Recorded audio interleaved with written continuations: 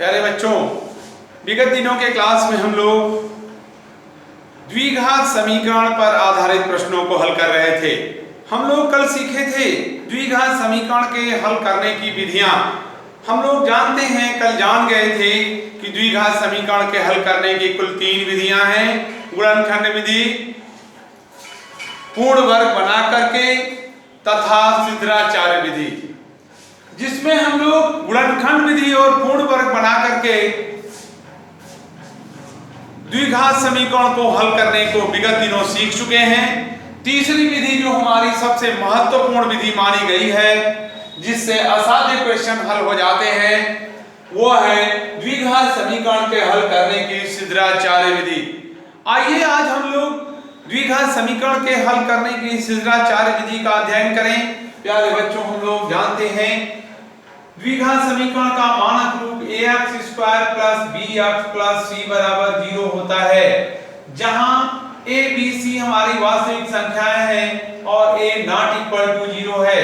जब a ≠ 0 होने की दशा में यह हमारा मानक रूप कहा जाता है और इस मानक रूप वाले समीकरण को सिद्धाचार्य विधि से हल करने के लिए हम एक सूत्र प्राप्त है सिद्धाचार्य जी द्वारा, -bx = -b ± √b² - 4ac/2a। हम लोग बहुत पहले से जानते हैं द्विघात समीकरण के कुल 2 हल प्राप्त होते हैं। उन 2 हलों को 2 शून्यक अथवा 2 मूल कहते हैं। इससे जो प्राप्त होने वाला हमारा पहला शून्यक x बराबर -b + √b² - 4ac/2a होता है, तथा दूसरा शून्यक x बराबर -b - √b² - 4ac/2a होता है। इस पद को, पहले शून्यक को हम लोग अल्फा से दिखाते हैं तथा दूसरे हल को हम लोग बीटा से। इस प्रकार हमारे द्विघात समीकरण के 2 मूल में प्राप्त होते हैं, अल्फा और बीटा। अल्फा के मान -b √b² - 4ac/2a तथा बीटा का मान होता है -b √b² - 4ac/2a होता है। आइए हम लोग इस पर आधारित एक प्रश्न द्विघात समीकरण से देखें, जिसे हल करें। हल करने के बाद हमें स्पष्ट हो जाएगा। समीकरण ले लीजिए। क्वेश्चन है 2x² + 5x + 3 = 0। आइए हम इस प्रश्न में देखें, अपने इस अज्ञात पदों के मानों इस चर पदों के मानों को देख लें तथा उनके राशियों को भी देख लें। ध्यान से देखें, a का मान 2 हुआ, b का मान 5 हुआ और c का मान 3 हुआ।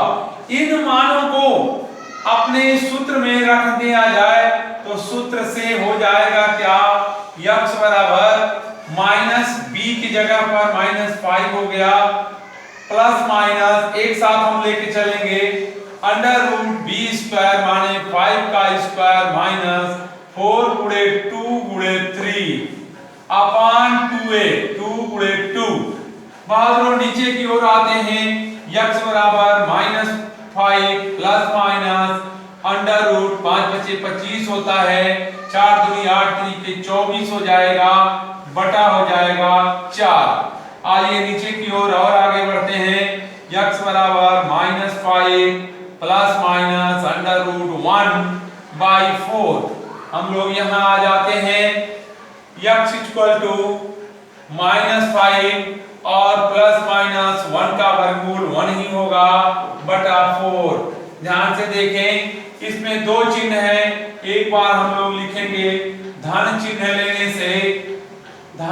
लेने से क्या हो जाएगा, x -5 प्लस 1/4 -4/4 -1, तथा ऋण चिन्ह लेने से, यहाँ ऋण चिन्ह से क्या हो जाएगा, ऋण चिन्ह लेने से क्या होगा, देखें हम लोग x बराबर -5 -1/4 इक्वल टू -6/4 इक्वल टू -3/2। 2 तिया 6 और 2 दुना 4 होता है। इस प्रकार से हमारे जो द्विघात समीकरण के दो मूल प्राप्त हो गए। द्विघात समीकरण के दो मूल हो गए प्राप्त हमको। वे मूल कौन कौन से हुए?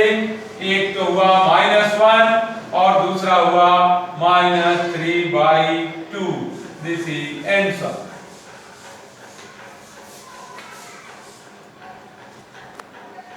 अब प्यारे बच्चों हम नेक्स्ट क्वेश्चन की ओर चलें। क्वेश्चन नंबर 2, जहां पर हम देखेंगे इसको आगे की ओर जब बढ़ाएं इसे तुलना करें। ax² + bx + c से तुलना करने पर a बराबर 2, b बराबर -5 देन c बराबर -24 प्राप्त हुआ। अब इनको हम यहां ले जाएं सूत्र में रखने पर, सूत्र में इन्हें रखिए। आप देखेंगे इन्हें हल करने पर। एक बार मैं आपको रिहर्सल के लिए दूसरा सवाल लिया हूं। -b, देखियो यहाँ माइनस है पहले से सूत्र में, यहाँ माइनस फिर से आ गया है। इस प्रकार लिखने के लिए ये ढंग अपनाएंगे, प्लस माइनस अंडर रूट फिर आएगा 5 का होल वर्ग हो गया -4 गुणे a का मान 2 है, c का मान -24। बाद में हम लोग इस तरह से लिखते हैं, प्लस माइनस का ध्यान देते हुए 2 × a माने 2 हो जाएगा। x इक्वल टू माइनस और माइनस मिलके +5 हो जाएगा, प्लस माइनस अंडर रूट हमारा 25 हो गया। ये माइनस और ये माइनस मिलके प्लस कर देगा, ये हो जाएगा। आपको पूरा कर लीजिए 24 4 × 8 और 8 का 24 में पूरा करिएगा। 8 चौक के 32 को 2 हाथ से लगा 3 और 8 दूनी 16 और 3 19, 192 हो गया बटा हो गया 4। जब 192 बटा हो गया 4, then x equal to 5 plus minus under root, इन्हें जोड़ दीजिए 5 × 2 = 7, 9 × 2 = 11 पे 1 हाथ से लगा 1 और 1 1 2 217 बटा 4 है। प्यारे बच्चों यहाँ एक स्थिति उत्पन्न हो गई। 217 एक ऐसी हमारी राशि प्राप्त है जिसका वर्गमूल हम नहीं निकाल पा रहे हैं। हम आगे की ओर बढ़ेंगे। अब x की वैल्यू, ये पूरा x की वैल्यू निकल गई है जो धन और ऋण चिन्ह के साथ है। वर्गमूल न निकल पाने की दशा में हमारे इसके मूल्य जो है कल्पित प्राप्त हो रहे हैं। जहां पर हम लिख सकते हैं इनका प्रथम मूल धन चिन्ह के साथ आएगा, तो धन चिन्ह से हो जाएगा x equal to 5 plus under root 217 बटा 4 हो जाएगा। और ऋण चिन्ह से यही हो जाएगा। ऋण चिन्ह से जब लिया जा रहा है तो x equal to 5 minus under root 217 बटा 4। इस प्रकार से एक मूल यहाँ और एक मूल यहाँ प्राप्त हो गया। यही हमारे दोनों क्या हो गए? उत्तर।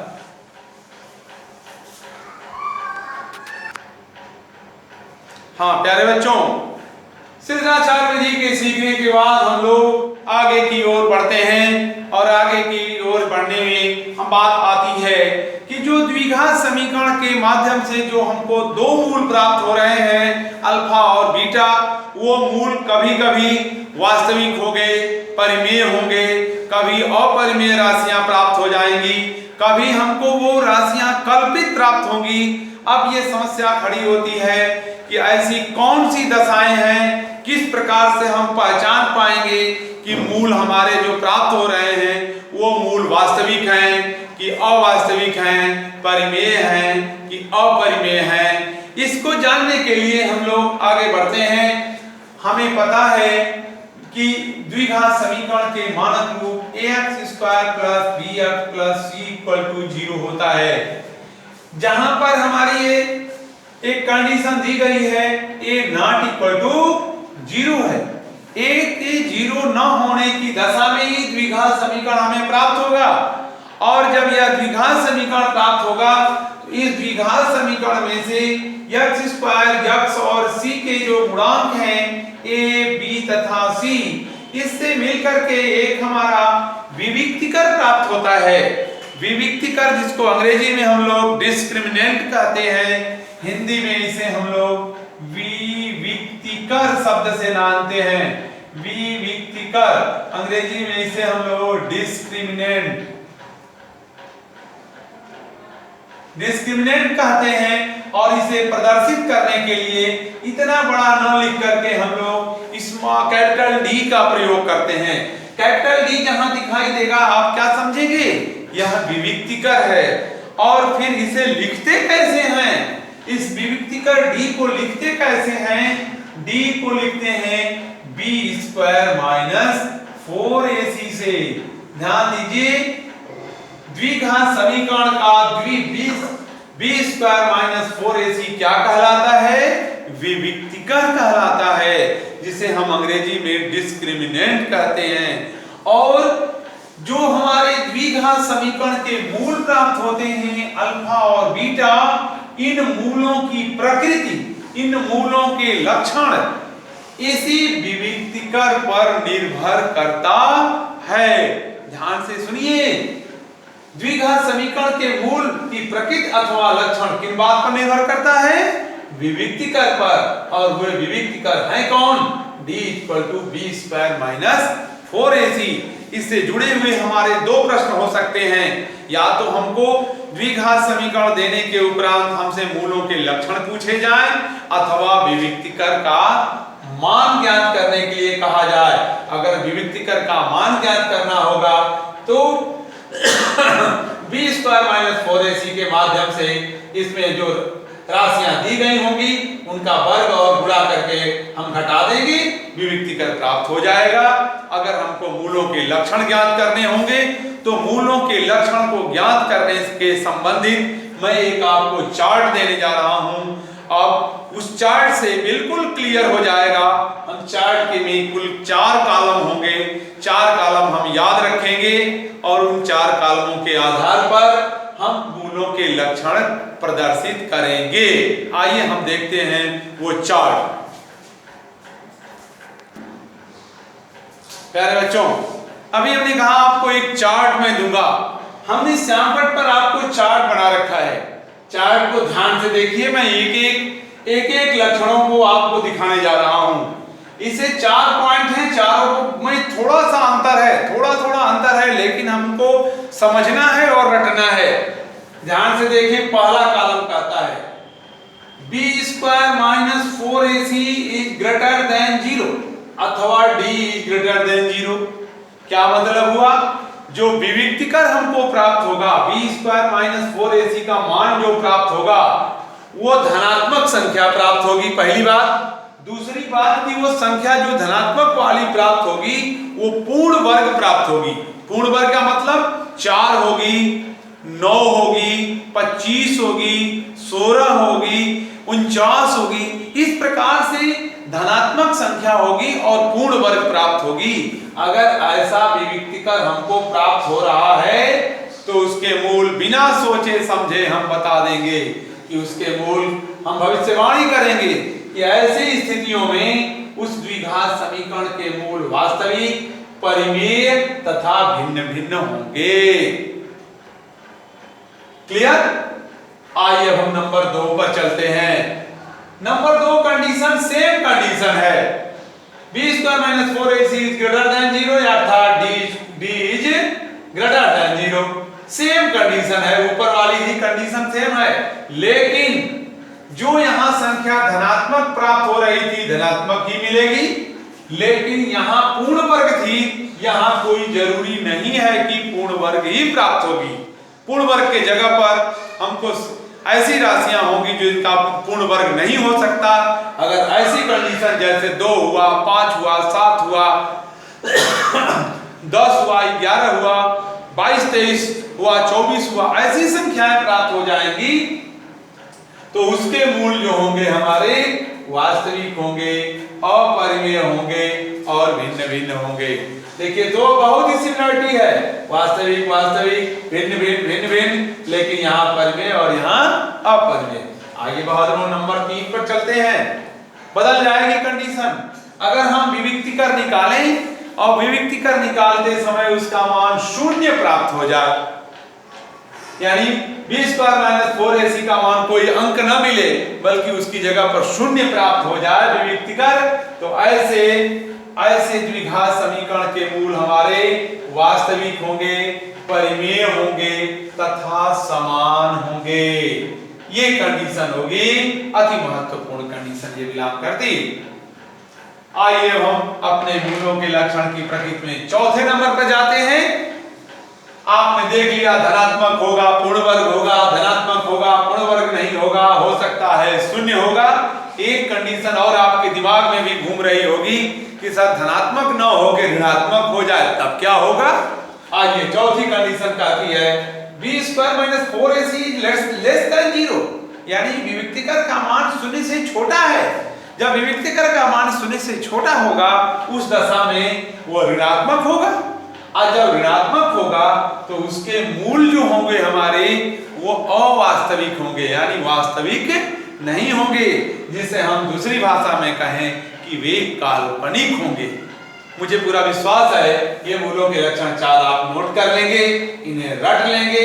मैं एक आध उदाहरण आपको दूंगा, अभी इस पर आपको सवाल देंगे, पहले इसे 2 मिनट देखिए।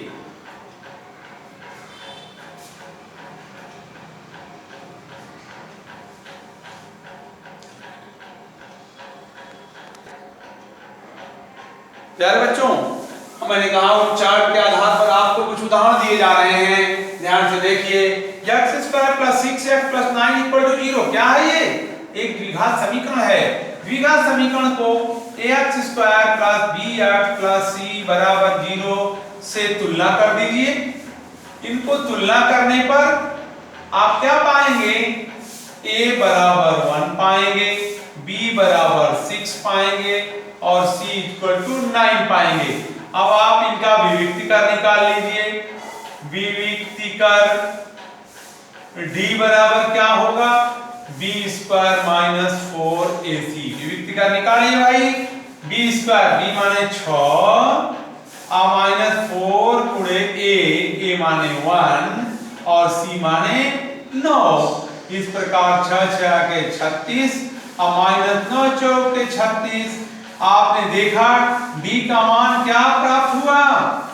d का मान 0 प्राप्त हो गया। आप अपने चार्ट पर ध्यान से देखिए, चार्ट में आपको यह तीसरी कंडीशन बिलोंग करती है कि जब हमारे विविक्तिकर का मान क्या हो जाए? शून्य प्राप्त हो जाए। जब विविक्तिकर का मान शून्य प्राप्त हो जाएगा तो यहां अगर पूछा जाएगा कि विविक्तिकर कितना है, तो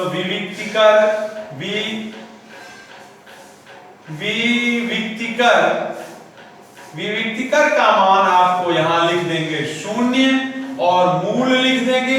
इनके मूल क्या हो रहे हैं भाई? मूल इनके वास्तविक हैं, परिमेय है और तथा क्या है? समान है। क्योंकि वो चार्ट के आधार पर ही हम कह रहे हैं कि हमारे इसके मूल वास्तविक हैं, परिमेय हैं तथा समान हैं। इस प्रकार हम कई उदाहरण लेकर के आप देख सकते हैं। चाहे वो मूल अगर धनात्मक पूर्ण वर्ग आ जाएगा तो वो पहली कंडीशन होगी, धनात्मक पूर्ण वर्ग नहीं रहेगा तो दूसरी कंडीशन होगी। अगर ऋणात्मक हो सकता है आ जाए तो ऋणात्मक आने की दशा में मूल हमारे काल्पनिक हो सकते हैं। आइए एक और हम एग्जांपल देख लें तुरंत, जिसमें कि मूल हमारे काल्पनिक होने की स्थितियां उत्पन्न हो रही हैं। वो है 2x square plus minus 4x plus 3 equal to 0। ध्यान से देखिए तुरंत, a equal to 1, b equal to -4 और c इक्वल टू 3। तुरंत लगाने के लिए हम लोग तुरंत विविक्तिकर निकालते हैं। b स्क्वायर माइनस 4ac निकालते हैं। अब हम जान गए हैं, काम आगे बढ़ाएंगे। b का मान -4 का होल वर्ग -4 गुणे 1 गुणे 3 क्या होगा? यहाँ 16 और यहाँ 4 a का मान 2।